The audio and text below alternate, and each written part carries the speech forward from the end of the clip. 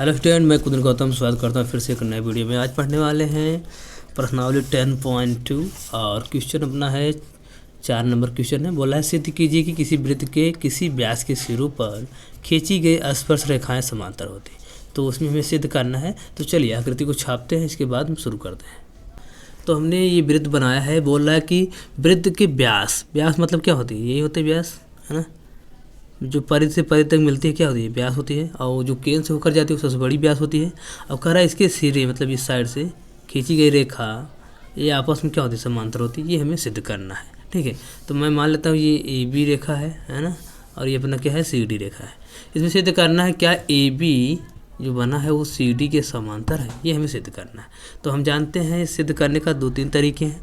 तरीके की मतलब एक एकांतर कोण की एक साइड वाला कोण अगर इस कोण के बराबर हो जाए तो सिद्ध हो जाता है कि ए बी समांतर है सी डी के।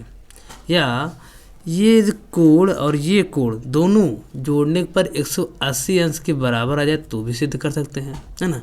ये तरीका है। तो हम लोग करेंगे क्या? देखिए ये अपना सेंटर है ना। इस सेंटर से एक रेखा गई है इस पर, और जो क्या कर रहा है? स्पर्श कर रहा है यहाँ पे।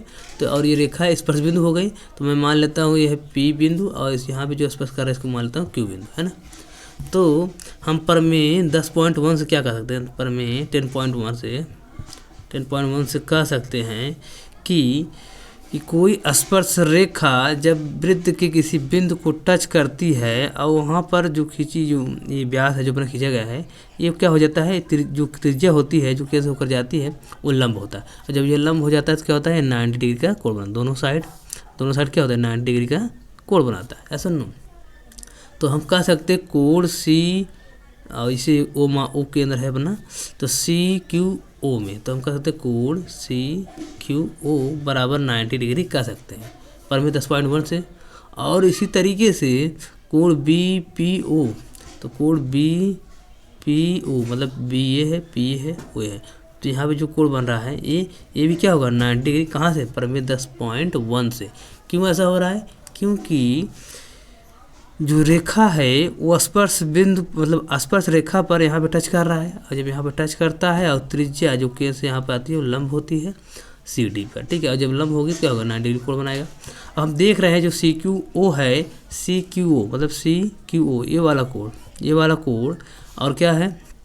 कोण बी पी ओ इस साइड वाला कोण, ये क्या होते हैं? एकांतर अंतर कोण, आपस में क्या होते हैं? बराबर होते हैं, ठीक है। तो यहाँ लिखेंगे कोण सी क्यू ओ बराबर होगा कोण बी पी ओ के, क्योंकि ये एकांतर अंदर साइड मतलब अंदर साइड बने कोण, अंतः कोण है, ठीक।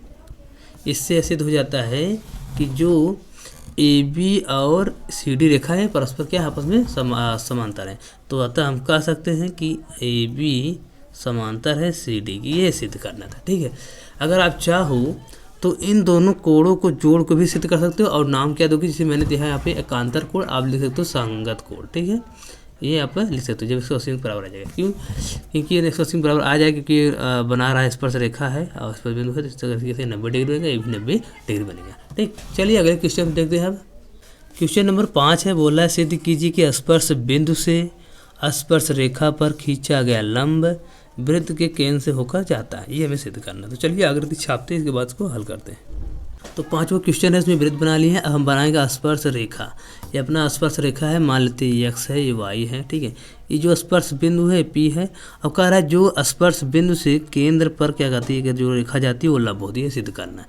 और हमारा वो केंद्र है ना। कह रहा है कि मतलब केंद्र से या स्पर्श बिंदु से जो रेखा जाती है केंद्र तक ये क्या है? लंब है। ये हमें सिद्ध करना है। तो इसको सिद्ध करने के लिए हम लोग क्या करेंगे? हम लोग इसको विपरीत चलते हैं। इसको विपरीत मानते हैं कि ये मानते हैं कि जो पी से केंद्र ओ तक क्या है रेखा ये लंब नहीं है, ठीक है।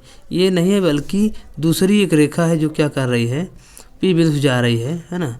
वो क्या है? स्पर्श बिंदु से लंब है, ठीक है। ये लंब है, ठीक है। मैं ये मान लेता हूँ। तो यहाँ पे लिखना पड़ेगा माना जो पी बिंदु से यानी स्पर्श बिंदु से वो त्रिज्या है, ये त्रिज्या है, केंद्र से होकर जा रही है ना। वो लंब नहीं बल्कि माना जो ओ डैश पी है एक लंब है, ठीक है। हमने मान लिया कि जो ओ पी है वो लंब नहीं बल्कि ओ डैश पी लंब है। जबकि हमें सिद्ध करना है कि सिद्ध ये करना है कि जो ओ पी है अपना वो क्या है, लंब है किस पे, एक्स वाई पर, है ना, ये हमें सिद्ध करना है। लेकिन हमने क्या किया, इसकी विपरीत मान लिया कि जो ओ पी नहीं बल्कि ओ डैश पी है जो क्या है, लंब है किस पे, एक्स वाई पर, हमने ये मान लिया। ठीक है। अच्छा, जब ये लंब हो जाएगा, ध्यान दीजिए, ओ डैश पी एक जब लंब हो जाएगा तो क्या हो जाएगा, तो जब लंब हो जाए तो 90 डिग्री कोण बनाएगा, तो यहाँ 90 डिग्री कोण बनेगा, है ना। तो हम लिख सकते हैं ओ डैश पी वाई कोण लिखेंगे बराबर 90 डिग्री। ऐसा क्यों होता है, जो आपका प्रमेय है 10.1 उससे हम कह सकते हैं कि कोई भी स्पर्श रेखा खींची जाती है और स्पर्श बिंदु को टच करती है तो जो लंब बनता है तो 90 डिग्री के बराबर होती है। ठीक, ये हो गया। फिर इसके बाद ये भी रेखा गई है ओ पी, है ना, ये भी तो क्या कर रही है कि यहाँ पे जा रहे हैं, तो इस हिसाब से ये भी क्या हो जाएगा, 90 डिग्री बराबर हो जाएगा। तो लिखेंगे कोण ओ पी वाई बराबर 90 डिग्री, कहाँ से, 10.1 से, है ना।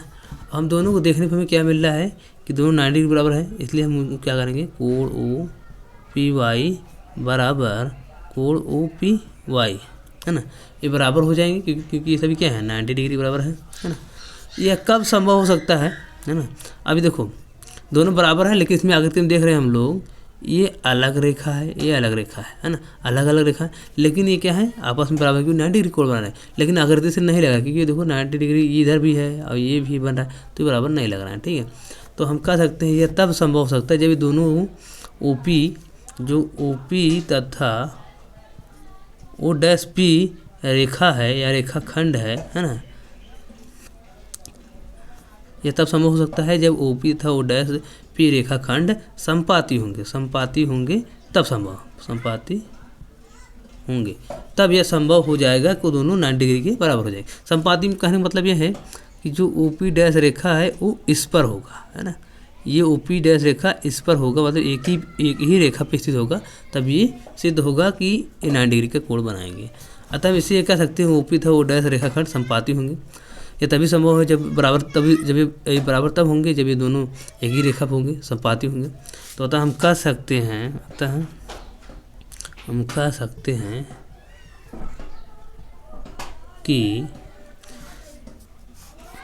कि जो रेखा है ओपी, जो ओपी या ओ डैश पी रेखाखंड है वह वृत्त के केंद्र से होकर जाती है, वृत्त के केंद्र से होकर जाती है। ठीक है, ये हम कह सकते हैं। ठीक, चलिए अगले क्वेश्चन चलते हैं। क्वेश्चन नंबर 6 है कि एक बिंदु ए से जो एक वृत्त के केंद्र 5 सेंटीमीटर दूरी पर है, वृत्त पर स्पर्श रेखा की लंबाई 4 सेंटीमीटर, वृत्त की त्रिज्या ज्ञात कीजिए। ठीक, चलिए इसके डायग्राम को छापते हैं, इसके बाद हल करते हैं। क्वेश्चन नंबर 6 है, इसमें जो बोला हमने कर दिया, कहा बोला वृत्त है, ठीक है, ओके, तुम्हारा वृत्त ले लिया हमने। कह रहा केंद्र से एक दूरी पर स्थित है ए बिंदु और उसकी दूरी कितना 5 सेंटीमीटर ये लिए। फिर कह रहा है कि अगर स्पर्श रेखा है, स्पर्श में जो वृत्त को टच करती है, और रेखा से स्पर्श बिंदु की दूरी है 4 सेंटीमीटर ये लिए। अब बोला जो त्रिज्या है ये, उसकी हमें क्या करना है, हमें बताना है उसकी लंबाई। ठीक है, उसकी दूरी बताना है कितना है। ठीक है, ये बताना है। अब हम जानते हैं कि जो कोण ओ पी ए बन रहा है, जो कोण ओ पी ए बन रहा है वो क्या होगा, 90 डिग्री। क्यों होगा, क्योंकि प्रमेय पर हम लोगों ने पढ़ा है, प्रमेय 10.1 से, है ना, कि स्पर्श बिंदु पर खींची गई जो केंद्र से त्रिज्या है लंब होती है, ये हमने सीखा है। तो यहाँ पे क्या बनेगा, 90 डिग्री का कोण बन जाएगा। अब हम जानते हैं समकोण त्रिभुज में क्या कर सकते हैं हम लोग, त्रिभुज देखिए ए ओ पी का हो, है ना, चाहे ओ ए पी का हो, बात की तो लिख देते हैं ओ पी ए में, है ना। तो त्रिभुज ओ पी ए में ये समकोण त्रिभुज है, तो इसके सामने वाली जो भुजा होगी क्या होगी, ये वाला क्या होगी, कर्ण होगी। तो ओ पी ए भुजा क्या है, एक त्रिभुज है और फिर समकोण त्रिभुज है। तो ये ओ पी त्रिभुज में हम क्या करेंगे, पाइथागोरस का इस्तेमाल करेंगे, जिससे क्या होगा, हमारी त्रिज्या निकल जाएगी। तो लिखेंगे पाइथागोरस प्रमेय से, पाइथागोरस प्रमेय से। देखिए ये अपना सामने वाला कर्ण हो जाएगा, तो लिखेंगे ओ ए का स्क्वायर बराबर, ये अपना क्या हो जाएगा, अच्छा ये अपना लंब हो जाएगा ओ पी का स्क्वायर, प्लस ये अपना आधार पी ए का स्क्वायर, है ना, ये हम लोग लिख दिए। अब ओ ए कितना है 5 सेंटीमीटर, तो लिखेंगे 5 का वर्ग बराबर ओ पी कितना अपना कुछ नहीं, यही निकालना है हमें ओ पी का स्क्वायर। पी ए है अपना 4 का वर्ग।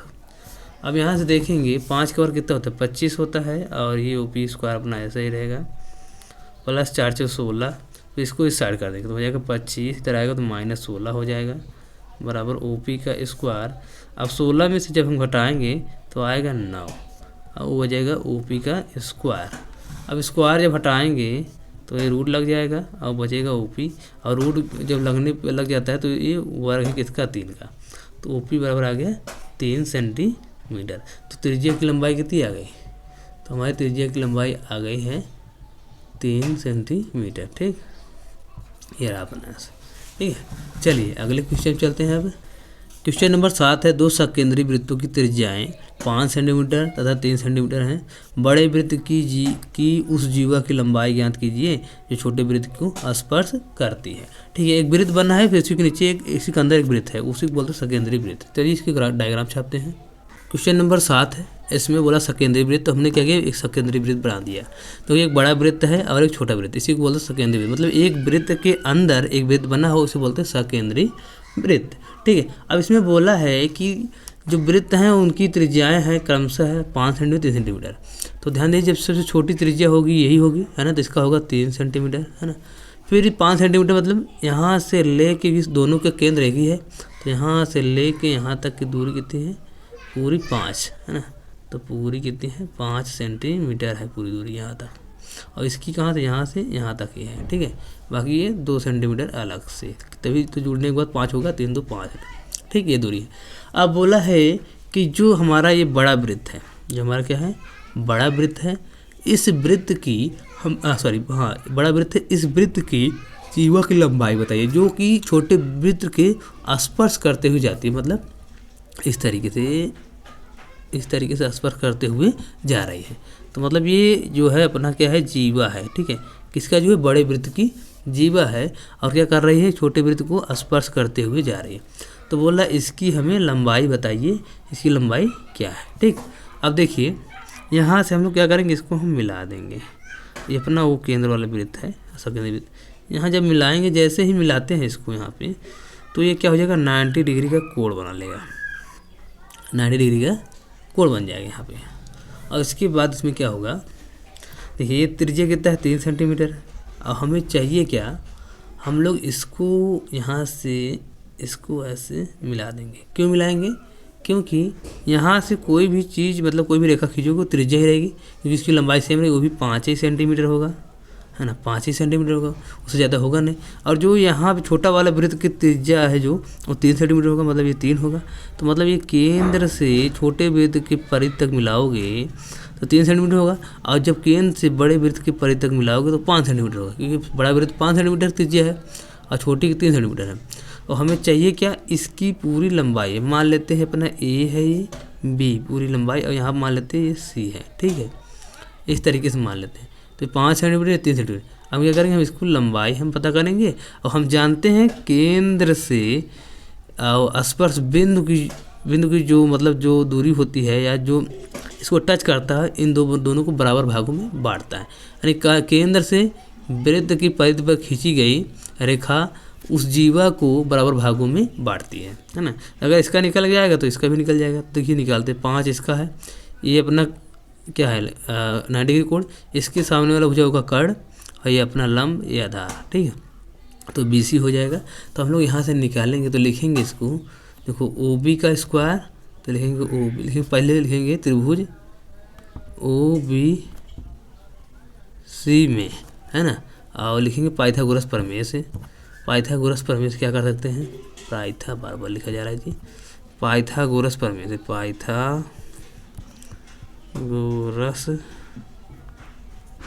प्रमेय से तो लिखेंगे OB का स्क्वायर बराबर OC का स्क्वायर प्लस CB या BC लिखो, तो लिखेंगे BC का स्क्वायर। OB कितना है 5 सेंटीमीटर, तो लिखेंगे 5 का वर्ग, है ना, बराबर OC अपना है 3 का वर्ग, ये हो जाएगा BC का वर्ग। है ना। 5 के वर्ग होता है 25, इसका वर्ग होगा 9, ये BC स्क्वायर अपना ऐसा रहेगा। अब 25 माइनस 9 हो जाएगा, इधर आएगा तो 9 माइनस 9 हो जाएगा, अब हो जाएगा BC का स्क्वायर, है ना। BC का स्क्वायर से ले लेंगे, और ये घटेगा तो आएगा 16, तो आएगा अपना 16, और BC का स्क्वायर, और BC बराबर कितना आ जाएगा अपना, BC बराबर आ जाएगा 4, है ना, क्योंकि जब इसका वर्गमूल हटाएंगे तो ये रूट में चला जाएगा, और जब रूट में चला जाएगा तो आ गया 4। ठीक, तो हमारी जो लंबाई आई कितना आई, 4 सेंटीमीटर। ठीक, तो यहाँ से हमारा BC कितना आ गया, 4 सेंटीमीटर, तो हमारा BC आ गया 4 सेंटीमीटर। अब हम जानते हैं केंद्र से, है ना, स्पर्श बिंदु जो रेखा खींची जाती है वो क्या करता है, स्पर्श रेखा को 2 बराबर भागों में बांटती है, अर्थात BC बराबर 4 सेंटीमीटर, तो AC या CA बराबर क्या हो जाएगा, वो भी हो जाएगा अपना 4 सेंटीमीटर, क्योंकि दोनों क्या होते हैं, BC बराबर AC क्या होंगे, स्पर्श रेखा है ना, ये जो क्या है स्पर्श रेखा जो इस पर क्या कर रहा है, त्रिज्या अपना इसको काट रहा है। केंद्र से कोई रेखा जब इसको काटेगी तो बराबर भागों में हो जाएंगे, इसलिए दोनों बराबर हो जाएंगे। तो यहाँ लिखना पड़ेगा कि केंद्र से खींची गई रेखा स्पर्श रेखा को 2 बराबर भागों में बांटती है, बस यही लिखना है। ठीक है, अब 2 बराबर भागों में बांटती है, हमें चाहिए किसकी लंबाई, पूरी AB की लंबाई चाहिए। तो AB की लंबाई हम क्या लिख सकते हैं, लिखेंगे AB बराबर BC प्लस AC प्लस, लिखेंगे AC प्लस CB, ये लिखेंगे, या BC लिखेंगे। और दोनों की लंबाई कितना है, 4 है, तो लिखेंगे यहाँ पे 4 + 4 अर्थात 8 आ जाएगा, तो 8 सेंटीमीटर उसका जीवा की लंबाई हो जाएगी। ठीक, क्वेश्चन नंबर 8 है, बोल रहा है एक वृत्त के परिगत मतलब चारों ओर एक चतुर्भुज ABCD खींचा गया है। आकृति देखिए, आकृति है अपना, है ना, वृत्त है, वृत्त के चारों तरफ क्या है, चतुर्भुज खींचा गया है, और उसमें सिद्ध करने के लिए बोला है कि AB + CD बराबर है AD + BC की, हमें सिद्ध करना है। ठीक, तो चलिए डायग्राम पहले बनाते हैं, इसके बाद जो दिया है उसको लिखते हैं और सिद्ध करने के लिए क्या कहा है। ठीक, क्वेश्चन नंबर 8 था अपना, इसमें जो दिया था हम लोग लिख लिया और सिद्ध करने के लिए दिया है AB + CD सिद्ध करना है किसके बराबर, AD + BC के। अब यहाँ पे देखेंगे वृत्त बना है और वृत्त के चारों साइड चतुर्भुज है ना। अब यहाँ पे देखते हैं हम लोग, ये जो A बिंदु है, A से यहाँ पे जो रेखा खींची है AB रेखा यहाँ से यहाँ तक, तो यहाँ एक टच कर रहा है, तो ये P बिंदु हो गया, स्पर्श रेखा हो गया, स्पर्श बिंदु हो गया। और यहाँ भी इस साइड से ऐसा गया है, A से D तक गया है, तो यहाँ भी क्या हुआ है, वृत्त को टच कर रहा है ना, तो स्पर्श रेखा हो गया AD और ये स्पर्श बिंदु हो गया ऐसे। ठीक है, आपको इस चीज़ को देख के याद आ रहा होगा प्रमेय 10.2 याद आ रहा होगा, क्योंकि बाहर वृत्त के बाहर कोई बिंदु स्थित हो और उस बिंदु से एक स्पर्श रेखा गुजरती है और दोनों की 2 स्पर्श रेखा खींची जा सकती है, 2 स्पर्श रेखा गुजरती हैं और दोनों स्पर्श रेखाएं की भुजाएं क्या होती है, आपस में बराबर होती हैं। तो क्या हम ये कह सकते हैं कि AS बराबर AP कह सकते हैं, या सुन, क्योंकि ये स्पर्श बिंदु जो है क्या है, बाहर है, सॉरी स्पर्श जो बाहर बिंदु है, बाहर बिंदु से खींची गई 2 स्पर्श रेखाएं हैं वो आपस में बराबर होती हैं। तो हम लिखेंगे AS बराबर AP बराबर होंगे, क्यों लिखेंगे 10.2 प्रमेय से, अपना प्रमेय ही कहता है कि बाहर कोई स्थित बिंदु है वहाँ से खींची गई 2 स्पर्श रेखा आपस में बराबर होती है। अब आपको ध्यान देने वाली बात यह है कि जो इस तरीके की लाइन है, मतलब इस तरीके जो हॉरिजॉन्टल लाइन है इस साइड से, है ना, इस वाली लाइन को एक साइड करना है और जो इस साइड से खड़ी रेखा है इस तरीके, तो उसको एक साइड रखना है। ठीक है, तो जैसे मैंने किया, इस वाली रेखा को जो खड़ी रेखा है AS को एक साइड कर दिया और AP को इधर कर दिया। वैसे इसका भी जब निकालेंगे अपना B बिंदु से स्पर्श रेखाओं की दूरी जब बराबर करेंगे तो इसको भी एक साइड रखेंगे और इसको एक साइड रखेंगे। कैसे, देखो, तो रखेंगे, देखो इस साइड जो AS से खड़ा वाला रेखा है तो इसको भी क्या करेंगे, B और Q को भी इस साइड करेंगे, तो लिखेंगे B और Q बराबर हो जाएगा B और P हो जाएगा, तो BP हो जाएगा। और वही सेम चीज़ 10.2 प्रमेय से। ठीक, फिर इसी तरीके से इसमें भी आ जाएंगे। जब इसमें आएंगे हम लोग तब देखेंगे क्या, तो हमारा देखो ये वाला इस रेखा है, तो ये वाला इस साइड है ना, इस साइड, तो क्या करेंगे, लिखेंगे CR, है ना। तो ध्यान दीजिए, पहले ये वाला लिखेंगे CQ, ये खड़ी रेखा है तो लिखेंगे CQ बराबर हो जाएगा CR के, तो लिखेंगे CR, है ना। इस तरीके से। फिर इसी तरीके से यहाँ पर आएंगे तो डी आर जो रेखा है वो डी एस के बराबर होगा। तो हम क्या करेंगे, खड़ी रेखा है, खड़ी रेखा को हमेशा इस साइड कर रहे हैं हम लोग, तो इसी साइड करके लिखेंगे डी एस बराबर डी आर, है ना।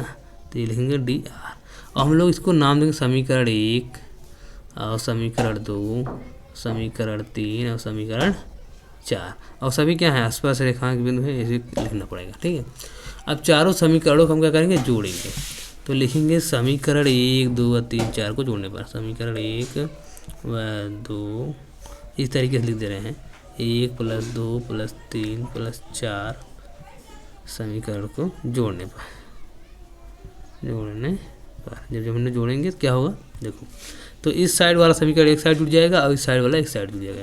तो लिखेंगे AS + BQ, है ना, + CQ + DS, ये हो जाएगा बराबर में। ये इस वाला इस साइड का रुक जाएगा, इस साइड का हम लोग जोड़ देंगे। तो AP + BP + CR + DR, ये हो गया। हमें लाना क्या है, ABCD और ADBC लाना है। तो यहाँ पे जो AB होगा, है ना, अपना AB वाला रेखा, उसको हम क्या करेंगे, रोक देंगे। मतलब देखिए, अभी देखो AB चाहिए हमें, AB कहाँ से आएगा, A और B पूरी दूरी कैसे आएगा, जब AP + BP जोड़ेंगे तब आएगा, है ना। अगर हमको AB लाना है, AB लाने के लिए हम लोग क्या करेंगे, AB लाने के लिए देखो, यहाँ देखो A और B है, तो इसकी दूरी और इसकी दूरी हमें जोड़ना पड़ेगा। मतलब AP + BP, PP, इन दोनों को दूरियों को जोड़ेंगे तो AB के बराबर होगा, ठीक है। तो यहाँ पे हम देखेंगे, तो हमें क्या करना है, हमें लाना है AB और CD लाना है ना। AB और CD में क्या कर सकते हैं, देखो AB यहाँ से है, मतलब हम AP और BP को जोड़ेंगे तो हमारा क्या आएगा, AB आएगा, है ना। अब यहाँ पे देखिए, जो हमारा AP है, BP है ना, ये क्या है, AB के बराबर है ना। AP और BP या BP लिखो तो दोनों क्या है, ये है हमारा AB के बराबर। यहाँ हम लिख सकते हैं AB इसके नीचे, ठीक है। यहाँ लिख देंगे AB + CR DR कहाँ है, देखिए CR ये रहा और DR ये, मतलब यहाँ से यहाँ तक दूरी, फिर यहाँ से यहाँ तक दूरी, मतलब CR ये और DR ये, मतलब पूरी दूरी कितना हो, DC के बराबर या CD के बराबर लिख सकते हो। तो यहाँ CD लिखा है तो हम वही करते हैं, CD ही लिखते हैं पूरी दूरी, ठीक है। तो इसके स्थान हम लोग क्या लिखेंगे, CD, एक साइड का आ गया, है ना।